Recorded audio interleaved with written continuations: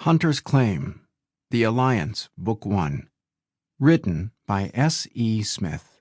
Narrated by David Brenin. Chapter 1. Jessie moved quietly through the deserted streets. The black backpack on her back contained the prize from her outing this night. She had been able to steal enough to keep her and two younger sisters fed for several days, as long as they kept the portions small. She needed to get back to the collapsed rubble that hid the underground parking garage, which was their temporary home. She had found that shelter almost 2 months ago by accident, when she needed a place to hide from the group of men roaming the street. She had crawled under a fallen slab of concrete for protection, only to find it was slanted at an angle.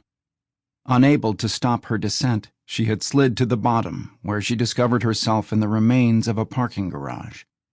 After exploring the area, she thought it would be the perfect place for her and her two younger sisters to hide from the roaming gangs who looked for unsuspecting victims to rob or rape.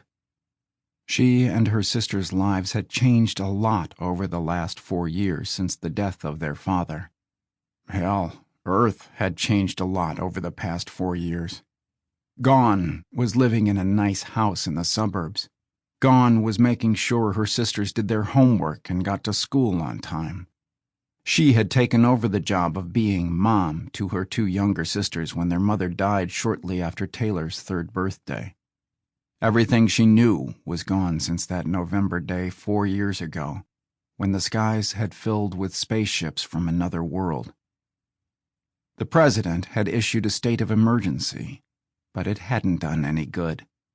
People had poured out of their homes in fear. The war, if you could call it that, lasted only a few days. The aliens had weapons that neutralized the nuclear weapons some countries tried to use. Communication systems around the world had been taken over as well. Messages for calm had been transmitted over and over, but it was useless. Even messages from world leaders that the aliens were not there to harm the population did nothing to calm the riots. Zealots and anti-government groups rose up and overpowered the local law enforcement. Jessie, Jordan, and Taylor's dad had been one of the Seattle police officers killed on the first day of rioting.